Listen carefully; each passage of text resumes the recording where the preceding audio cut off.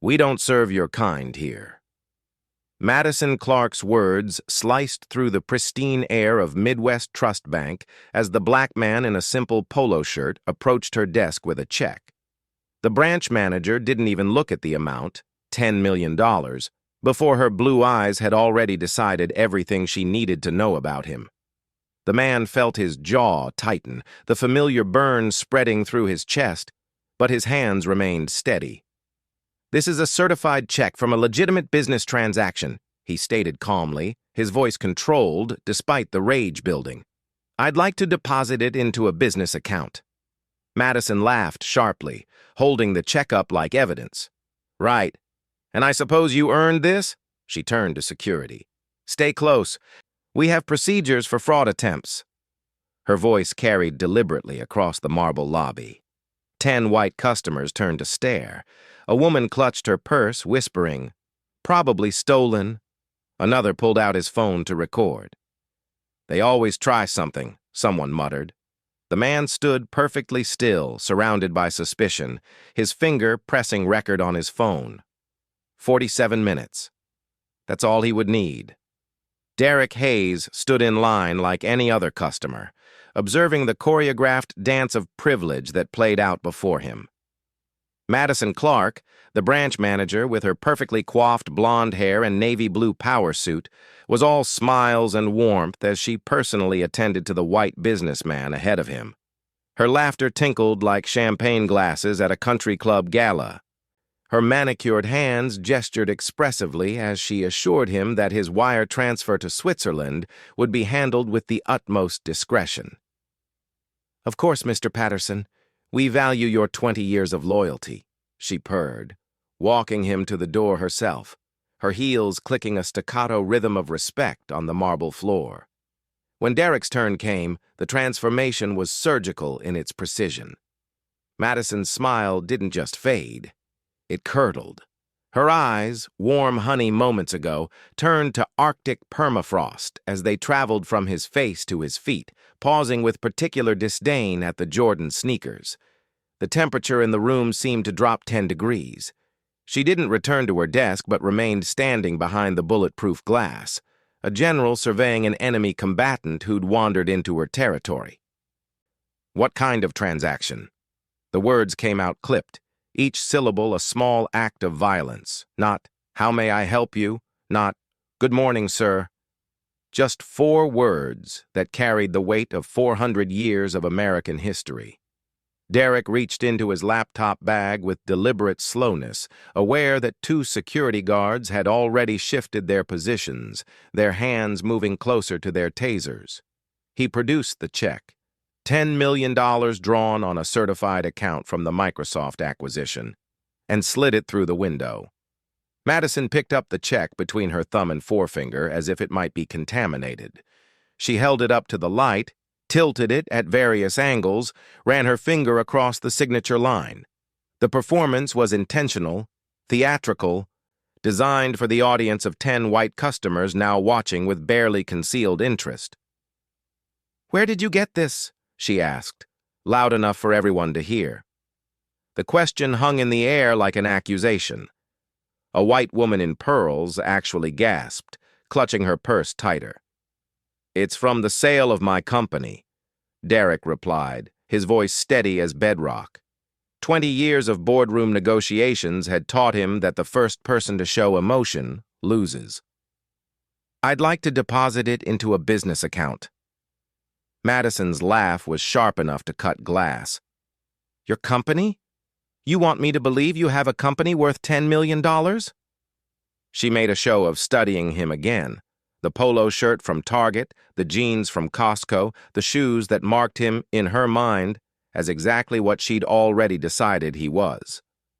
She picked up her phone, making a call that was pure theater. "Yes, I need to verify a suspicious check," she said, her eyes never leaving Derrick's face. $10 million. Yes, you heard that right. She covered the mouthpiece. "This will take a while. We have procedures for unusual deposits." The emphasis on unusual was a scalpel designed to cut deep. Behind him, Derrick heard someone whisper, Probably drug money. Another voice added, they always try to look legitimate. Derrick stood perfectly still, a statue carved from dignity itself.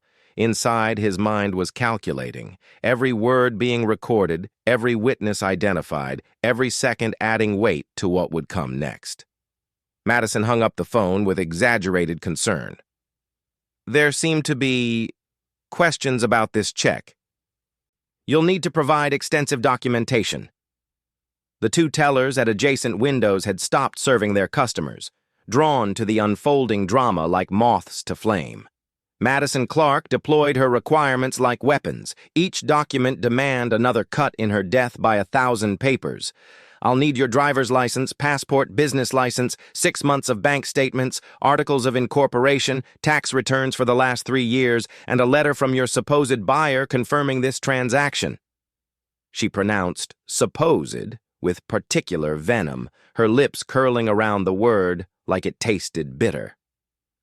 Derrick reached into his bag again, producing a leather portfolio that contained everything she'd asked for and more. He'd come prepared for this exact performance. As she examined each document, Madison's frustration grew visible. The papers were immaculate. Delaware C Corp formation documents, SEC filings, the Microsoft letter of intent on official letterhead, wire transfer confirmations from Merrill Lynch. Her fingers trembled slightly as she realized she was looking at genuine wealth, the kind that could buy and sell her entire world. But instead of backing down, she doubled down. Pride and prejudice were dangerous dance partners, and Madison Clark had been waltzing with both her entire career. These could be forged, she announced to her growing audience. Technology these days, you know. People can fake anything. She made another call, this time to someone she referred to as the verification department, though Derrick suspected it was simply another manager she wanted to involve in this theater of humiliation. Yes, I have a gentleman here. The word gentleman dripped with sarcasm. Claiming to have sold a company to Microsoft. Yes, claiming $10 million. The security guards had moved closer now, flanking Derrick like bookends of intimidation. One of them, a young white man with military bearing, kept his hand near his radio, ready to call the Chicago Police Department at Madison's signal. The other, older and heavier, positioned himself to block the exit. The message was clear. You're not leaving until we say you can leave. Derrick noticed a young black teller at window 3 watching everything with wide eyes, his hands frozen over his keyboard, caught between solidarity and self-preservation. This check has problems, Madison declared after her phone call, offering no specifics, no explanation, just verdict without trial. The bank lobby had become a courtroom where she served as judge, jury, and would-be executioner of dreams. You'll need to explain every dollar in this check, where it came from, how you earned it, who you sold it to. Each demand came faster, sharper, designed to make him stumble, to make him angry, to make him become what she'd already decided he was.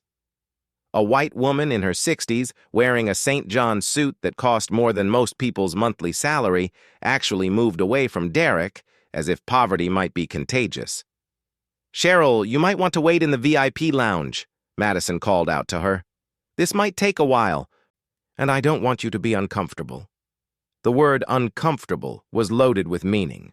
Uncomfortable being near this black man with his suspicious check and his suspicious story and his suspicious existence in their pristine white space.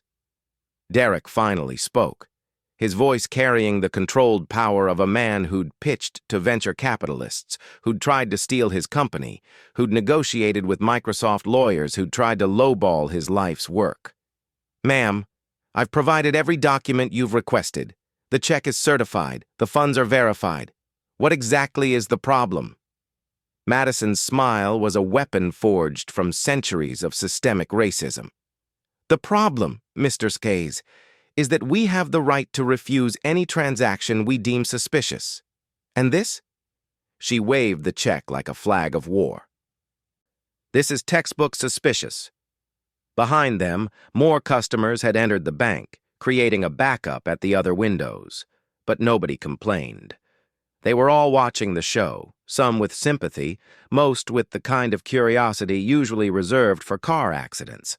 The young black teller's name tag read, Marcus. Derrick made a mental note. Marcus would matter later. Madison Clark stood up from her desk with the theatrical flair of a prosecutor about to deliver a closing argument. She held the $10 million check high above her head, ensuring every person in the Midwest Trust Bank could see it clearly. "Ladies and gentlemen," she announced, her voice carrying across the marble lobby like a town crier announcing an execution. "We have someone here who thinks he can walk into our establishment with a forged check for $10 million. The words echoed off the vaulted ceiling, each syllable designed to brand Derrick Hayes as a criminal in the court of public opinion. 10 white faces turned toward Derrick in unison, their expressions ranging from shock to disgust to perverse entertainment. A man in a Brooks Brothers suit actually pulled out his phone, not to call for help, but to record the spectacle, adding digital permanence to the humiliation. Madison continued her performance, walking around the teller window to stand in the open lobby, closing the physical distance to make her assault more personal. "This is what's wrong with society today," she said, addressing her audience more than Derrick. "People thinking they can fake their way into wealth. Probably saw some YouTube video about check fraud and thought he'd try it on us." "You know what I think?" Madison asked, though nobody had solicited her opinion. "I think someone dressed like this." She gestured at Derrick's outfit with the disdain usually reserved for biohazards. "Someone who walks into a bank wearing basketball shoes and urban clothing, carrying a check that represents more money than most people see in a lifetime. I think that person is either delusional or criminal, and looking at you, Mr. Hayes, I'm leaning toward both." The words urban clothing hit their intended target. It was the kind of coded language that provided plausible deniability while delivering maximum racial impact. Derrick remained motionless, his breathing controlled. His face a mask of professional calm that had been forged in 1,000 microaggressions, a million small cuts that had tried to bleed him dry of his dignity. But dignity wasn't a finite resource. It was a choice, renewed every second. And Derrick Hayes chose it again and again, even as Madison tried to strip it away. "I've seen this before," Madison continued, warming to her theme. "You people come in here with your elaborate stories, your fake documents, thinking we're too stupid to see through it. What was it? Did someone promise you a cut if you could cash this? Or did you print it yourself?" She examined the check again with exaggerated scrutiny. "The signature is probably traced. The account number's stolen. The whole thing is probably part of some elaborate scheme your people run." The phrase, "your people," hung in the air like a noose. Marcus, the young black teller, had gone pale, his hands gripping the edge of his desk so tightly his knuckles had turned white. He wanted to speak. Derrick could see it in his eyes, but 23 years old with student loans and a mother with medical bills made him swallow his words like bitter medicine. Derrick understood. He'd been Marcus once, forced to watch injustice because survival demanded silence. Madison returned to her desk and picked up scissors from her drawer. The metallic whisper as they opened was the only sound in the now silent bank. "You know what we do with fraudulent checks?" she asked, positioning the blades at the center of the $10 million promise. "We destroy them. We protect our real customers from criminals who would pollute our institution with their schemes." The scissors began to close, the sound of cutting paper as sharp as breaking bones. But then she stopped, the check only partially cut, and looked directly at Derrick. "Unless you want to admit what this really is, save us all the trouble of calling the police, because that's my next step. I have the Chicago PD on speed dial, and they take financial fraud very seriously, especially when it's this obvious." The threat was clear: confess to a crime you didn't commit, or face the possibility of arrest, of handcuffs in front of all these people, of a mugshot that would forever brand you as what she'd already decided you were. Derrick finally moved, reaching slowly into his pocket. Several people gasped. The security guards stepped forward, hands on their weapons. But all he pulled out was his phone. He looked at the screen, typed a quick message to someone. Phase 1 complete. Initiate Phase 2. Then he looked up at Madison, meeting her eyes with the steady gaze of someone who'd already won but was letting his opponent dig their own grave a little deeper. "Ma'am," he said, his voice carrying the kind of quiet authority that made everyone lean in to listen. "You're making a mistake that will cost far more than $10 million. But it won't be about money. It never is." He carefully collected the 2 pieces of the partially cut check from her frozen hands, folding them neatly and placing them in his pocket. "Every person in this room is a witness. Every second of this is being recorded. And Madison Clark, you just committed a federal crime by destroying a certified check. But more than that, you've revealed exactly who you are." The silence that followed was complete, absolute, the kind that comes before thunder. Madison's face had gone from red to white, her mouth opening and closing like a fish suddenly pulled from water. She looked around at her audience, seeking support, but found only averted eyes and uncomfortable shuffles. Even her security guards had stepped back, suddenly unsure of their roles in this unfolding drama. Madison Clark's hand trembled as she reached for her desk phone, her perfectly manicured nails clicking against the receiver like a countdown to catastrophe. "I'm calling the police," she announced, dialing 911 with theatrical deliberation. "Yes, this is Madison Clark at Midwest Trust Bank on LaSalle Street. We have a situation with an aggressive individual attempting to pass a fraudulent check. Yes, he's becoming threatening." The lie rolled off her tongue with practiced ease, the kind that came from years of weaponizing authority against those she deemed unworthy. Within 7 minutes, 2 Chicago PD officers arrived, both white, both young enough to be Madison's sons, both carrying the swagger of authority that came with a badge and a gun. Officer Brennan, according to his nameplate, approached Derrick with his hand already resting on his service weapon. "Sir, we're going to need you to step back and put your hands where we can see them," he commanded, his voice carrying the weight of every police shooting video that had gone viral in the past decade. Derrick raised his hands slowly, deliberately, knowing that any sudden movement could transform him from CEO to statistic in the space of a heartbeat. "Officers, I'm happy to comply. Please note that I'm recording this interaction for both of our safety. I came here to deposit a legitimate check from the sale of my company. The branch manager has destroyed my property and is now making false accusations."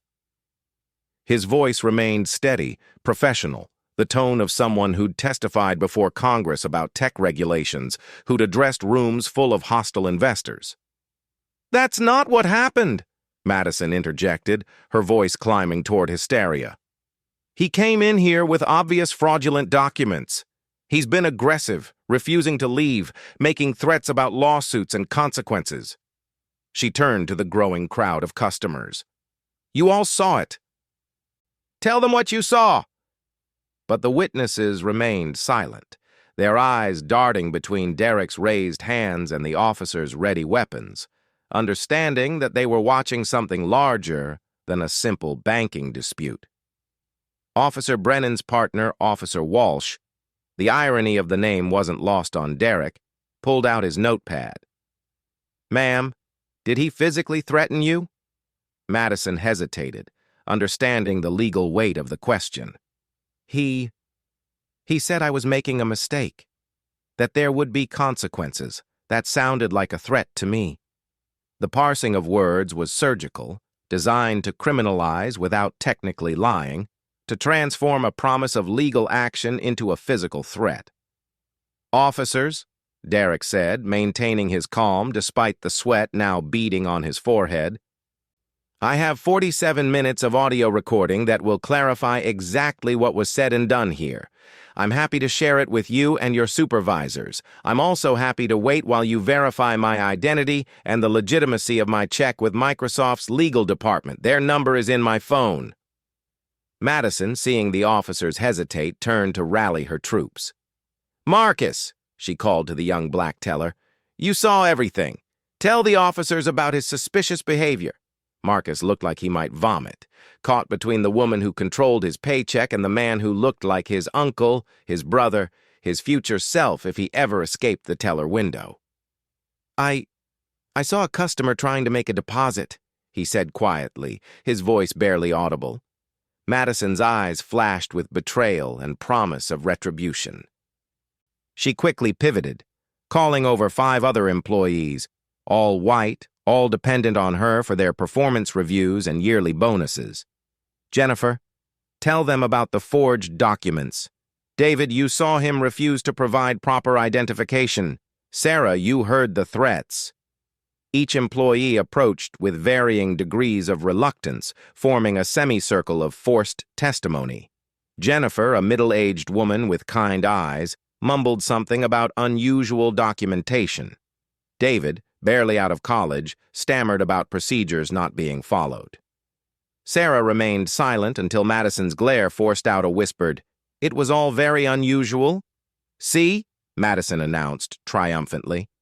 "Multiple witnesses to his fraudulent attempt." She pulled out her personal phone. "I'm calling Kevin Walsh. No relation to the officer, but he's our regional supervisor. He needs to know about this security breach immediately." The performance was reaching its crescendo, each action designed to bury Derrick deeper under the weight of institutional authority. Kevin Walsh arrived 15 minutes later, his presence announced by the expensive cologne that preceded him and the arrogance that followed. He was everything Madison needed him to be: white, male, authoritative, and predisposed to believe that anyone who looked like Derrick didn't belong in their marble halls. He walked directly to Madison, placing a protective hand on her shoulder, a gesture that communicated alliance and suggested threat. "What seems to be the problem here?" Kevin asked, though his tone suggested he'd already decided what the problem was and who had caused it. He looked at Derrick, still standing with his hands visible, still being watched by 2 police officers, and his lip curled with undisguised contempt. "Sir, I'm going to have to ask you to leave our premises immediately. Midwest Trust Bank has standards, and we don't tolerate attempted fraud or intimidation of our staff." The word standards carried weight, history, the echo of every whites-only sign that had ever hung in an American establishment. The crowd had grown to nearly 20 people now, some recording with their phones, others simply watching with the fascination of those witnessing a public execution. A white woman in designer clothes actually said, loud enough for everyone to hear, "Why don't they just arrest him already? He's obviously guilty of something." Kevin Walsh pulled out his phone and started making calls to what he described as the appropriate authorities: the Federal Reserve's Fraud Division, the Illinois Banking Commission, the FBI's Financial Crimes Unit. Each call was performed with maximum volume and visibility, Kevin's voice carrying across the lobby as he described a serious attempt at check fraud by an individual who refuses to leave peacefully. The lies compounded with each call, growing more elaborate, more damning. "I'm also filing an immediate suspicious activity report," Kevin announced. "This will go to every bank in the Federal Reserve System. Mr. Hayes, was it? You won't be able to open an account at a hot dog stand when I'm done with you." The threat was delivered with a smile, the kind that suggested he'd done this before, that he knew exactly how to use the system to destroy someone who didn't belong in his world. Madison had recovered her composure, emboldened by Kevin's support. She walked to the center of the lobby, addressing the crowd like a prosecutor summing up her case. "This is what we deal with every day. People trying to take advantage of the system, thinking they can intimidate us into accepting fraudulent documents. But we have procedures, we have standards, and we protect our real customers from criminals like this." The word criminals was the match that lit Derrick's controlled anger. Not the explosive kind that would justify their stereotypes, but the cold, calculated kind that had built a company worth $400 million from nothing but code and determination. He pulled out his phone again, this time making a call of his own. Legal team? Yes. Initiate Protocol 7 immediately. Location: Midwest Trust Bank, Chicago Loop. Full documentation required. Contact the Illinois Attorney General's office and the CFPB. Yes, all 47 minutes of audio. Thank you. He then turned to Marcus, the young teller who looked like he wanted to disappear into the floor. "Young man," Derrick said, his voice gentle but carrying across the silent lobby, "I see you. I know what position you're in. You have a family to feed, bills to pay, and this job is probably all that stands between you and disaster. I was you once, but I want you to know something. Justice isn't just for those who can afford it. When this is over, you won't have to be afraid anymore." Marcus's eyes filled with tears he couldn't shed. Not here, not in front of Madison, who was already planning his termination. But he nodded, just once, a small gesture that said he understood, that he would remember, that when the time came, he would tell the truth. Kevin was back on his phone, this time calling what he described as his contacts in the media to warn them about a potential financial terrorist trying to infiltrate the banking system. The hyperbole had reached absurd proportions, but nobody laughed. The situation had spiraled beyond comedy into something darker, something that revealed the ugly machinery usually hidden beneath marble floors and professional smiles. "You know what?" Kevin said, approaching Derrick with the confidence of someone who'd never faced real consequences. "I don't care if you're recording. I don't care if you have lawyers. People like you don't belong in establishments like this. You want to play in the big leagues? You need to look the part, act the part, be the part. And you, Mr. Hayes, are not the part. You never will be." 3 black Lincoln Navigators pulled up to Midwest Trust Bank with the synchronized precision of a military operation. The doors opened simultaneously, and out stepped Thomas Reed, Executive Director of Midwest Operations, followed by a team of lawyers in suits that cost more than most people's cars. Thomas was 62, African-American, with silver hair that spoke of battles fought and won in boardrooms across America. His presence changed the atmospheric pressure in the building, like storm systems colliding. Thomas Reed's eyes swept the lobby, taking in the scene in one devastating glance. Derrick Hayes standing with his hands visible while 2 police officers flanked him, Madison Clark holding court behind her desk, Kevin Walsh puffed up like a peacock defending territory that was never his to defend, and 20 witnesses with their phones out, recording everything. His face went through a transformation that would have been comical if it weren't so horrifying. Recognition, shock, then pure, undiluted terror. "Derrick Hayes?" Thomas's voice boomed across the marble lobby, carrying the authority of someone who'd fired CEOs and appointed board members. "Mr. Hayes, sir, I cannot express how deeply sorry I am for this unconscionable situation." The word "sir" hit the room like a thunderclap. Madison's face drained of color so completely she looked like she might faint. Kevin Walsh took an involuntary step backward, his hand reaching for a chair to steady himself. Thomas walked directly to Derrick, past the police officers who suddenly seemed unsure why they were there, past Madison, whose mouth had fallen open in a silent scream, past Kevin, who was trying to become invisible.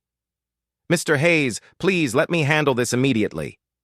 He turned to the police officers with the kind of authority that made their hands move away from their weapons. "Officers, Mr. Hayes is one of our largest shareholders. There has been a terrible misunderstanding that I take full responsibility for." "Shareholders?" Madison's voice cracked on the word, her world tilting off its axis. Thomas turned to her with eyes that could have frozen hell itself. "Ms. Clark, are you aware that Mr. Hayes owns 15% of Midwest Trust Bank? That makes him the 3rd largest individual shareholder in this institution. He owns more of this building than everyone in this room combined, including you and Mr. Walsh." The silence that followed was absolute, broken only by the sound of Kevin Walsh's phone hitting the marble floor, the screen cracking into a spider web of destruction that seemed symbolic of everything happening in that moment. Madison's legs gave out and she collapsed into her chair, her carefully constructed world of superiority crumbling like ancient parchment exposed to air. 15%? Kevin whispered, his voice barely audible. That's impossible. The records would show. We would have known. Thomas pulled out his tablet, displaying the shareholder registry on the screen for everyone to see. There it was, in black and white corporate truth.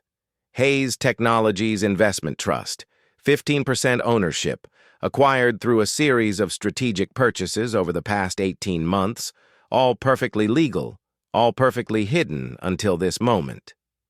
Mr. Hayes acquired his stake quietly, Thomas explained, his voice carrying to every corner of the now silent bank. He's been planning to revolutionize community banking, to create opportunities for underserved populations. The $10 million check you destroyed, Ms. Clark? That was going to be the seed money for a new micro-lending program for minority-owned businesses. Derrick finally lowered his hands, pulling out his phone with deliberate calm. 47 minutes of audio recording, he said, his voice carrying the weight of justice delayed, but not denied. Every word, every insult, every violation of federal banking law. Ms. Clark, you didn't just destroy a check. You violated the Equal Credit Opportunity Act, the Fair Housing Act, and at least 3 other federal statutes. Mr. Walsh, your comments about people like me constitute actionable discrimination under Title VII. Thomas Reed was already on his phone, his voice cutting through the chaos with surgical precision. Board of Directors emergency meeting now. Yes, all of them. I don't care if they're in Tokyo or Timbuktu. Get them on video conference immediately. He turned to Madison and Kevin. You're both suspended immediately, pending full investigation. Security will escort you out. Your credentials are revoked. Your company devices are to be surrendered immediately. Madison tried to speak, her mouth opening and closing like a fish drowning in air. But I was just following procedure. I was protecting the bank. Thomas cut her off with a gesture that carried the weight of finality. You were protecting your prejudice, Ms. Clark, and that prejudice just cost this bank more than money. It cost us our integrity. The lawyers had fanned out through the lobby, taking statements from witnesses, their tablets recording everything with clinical efficiency. One approached Marcus, the young black teller, speaking to him gently, assuring him that his job was safe, that his honesty would be protected and rewarded. Marcus's shoulders shook with relief so profound it looked like grief. Mr. Hayes, Thomas said, turning back to Derrick with genuine remorse in his eyes. I know no apology can undo what happened here today, but I want you to know that this does not represent who we aspire to be.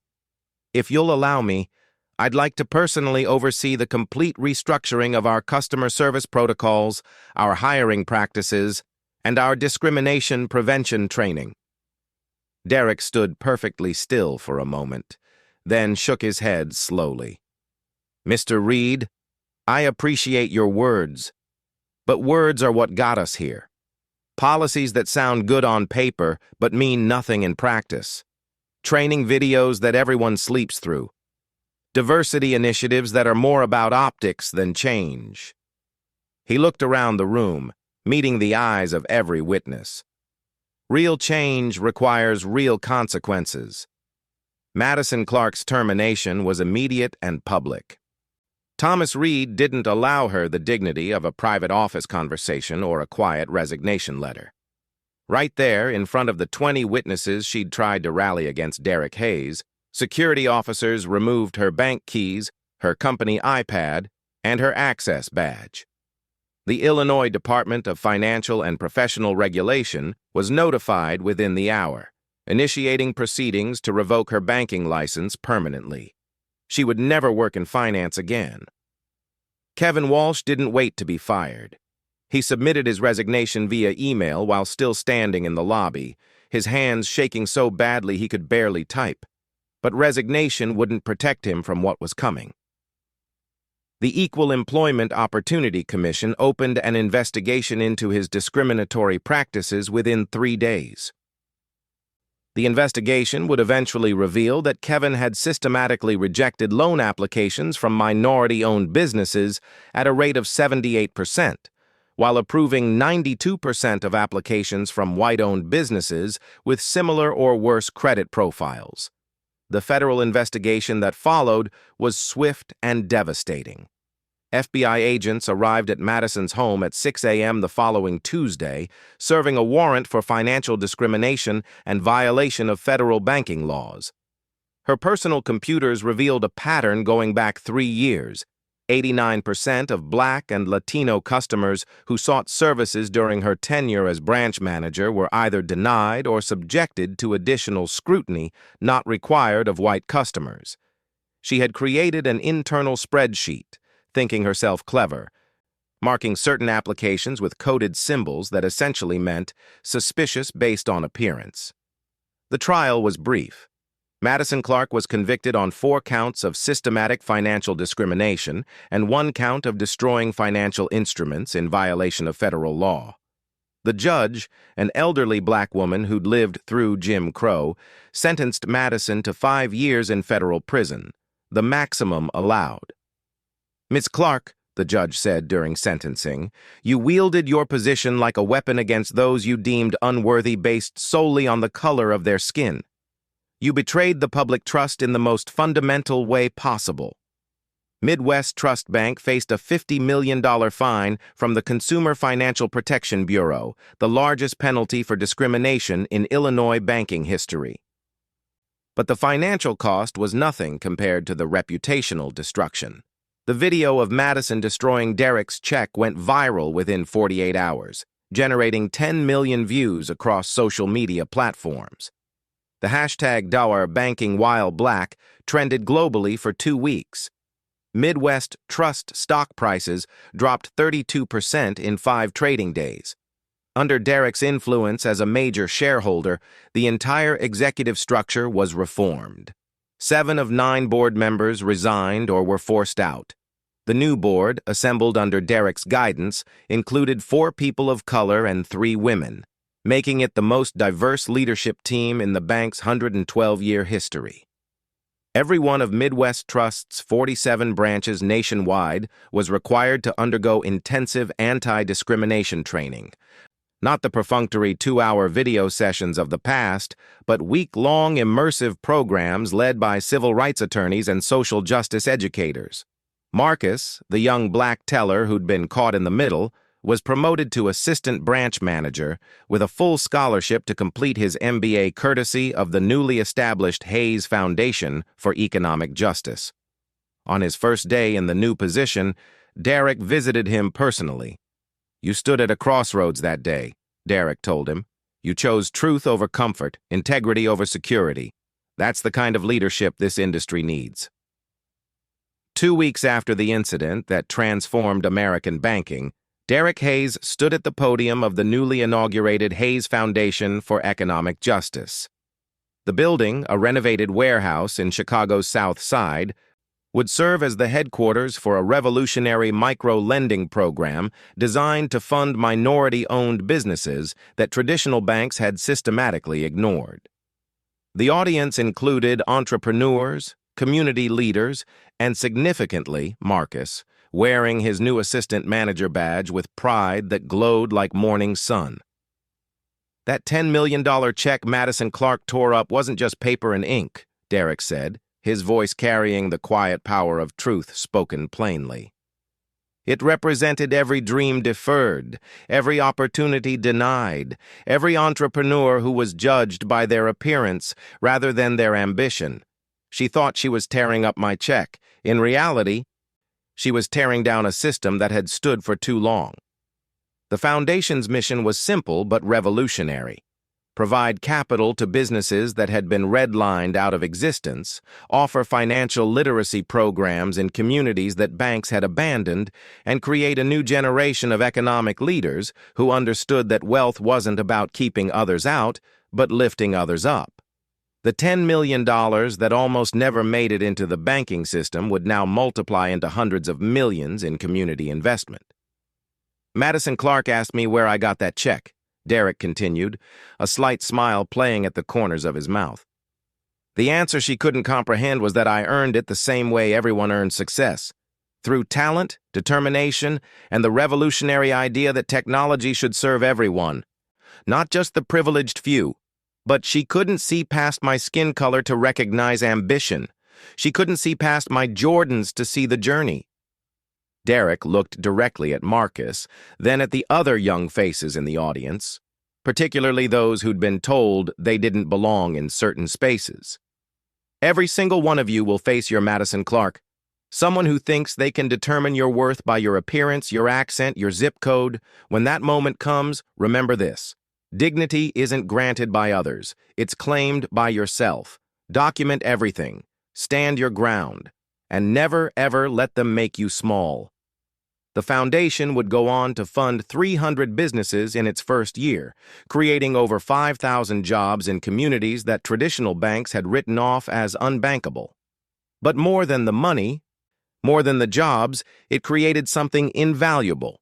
Proof that the system could change, that David could indeed defeat Goliath, not with a stone, but with a smartphone recording, and the courage to stand still while injustice revealed itself. If you've ever been judged by your appearance before someone heard your voice, if you've ever been questioned about belonging in spaces you had every right to occupy, if you've ever watched your check, your resume, your humanity be torn up by someone who thought they knew your worth by looking at your skin, this message is for you. Derrick Hayes looked directly into the camera, his final words to a world watching. Your Madison Clark is out there. She might be behind a bank desk, in a boardroom, at a school admission office, or holding the keys to your dream apartment. She's waiting with her scissors, ready to cut down your aspirations because you don't fit her picture of success. But here's what Madison Clark and everyone like her needs to understand. We don't need their permission to be excellent. We don't need their validation to be valuable. Every rejection based on prejudice is evidence. Every dismissal based on discrimination is documentation. Every moment they try to make us small is another step toward making the system fall. The Hayes Foundation had received 12,000 applications in 48 hours, each one a story of dreams deferred but not destroyed. Document everything. Record when legally allowed. Build your case not with anger but with evidence. Because when the moment comes, and it will come, when they realize who you really are, when their Thomas Reed walks in and calls you sir or ma'am, it will be too late for their apologies and too perfect for your justice. Derrick held up his phone, the same one that recorded 47 minutes that changed a banking empire. This is your weapon. Truth is your ammunition. And dignity? Dignity is your armor. The choice is theirs. Respect us at the door or face us in court. Treat us as equals at the window or see us in the boardroom. Because we're not asking for special treatment. We're demanding equal treatment. And if they can't provide it voluntarily, we'll require it legally. Madison Clark thought she controlled access to wealth. She discovered she was just a temporary obstacle to inevitable justice. Your dignity is not negotiable. It's either respected or it's enforced. The choice is theirs. The power is yours. And remember, we don't rise despite them. We rise to replace them.